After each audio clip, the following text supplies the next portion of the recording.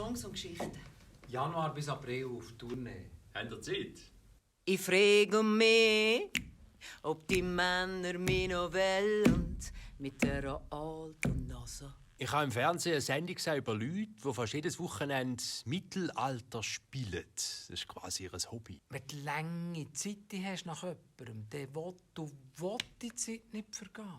Ich kehre und schon die herzlosen Hechten. Ich habe mir dann überlegt, was echt in 500 Jahren ist, ob es denn auch Leute gibt, die quasi unsere Zeit spielen. Auf jeden Fall Leute der an, es nicht nehmen können. Leute zurück, hat diese Combox drin, ich rede ihm drauf. Es wäre noch eine schöne, aber ihre Nase. Wenn nicht jetzt, wenn da.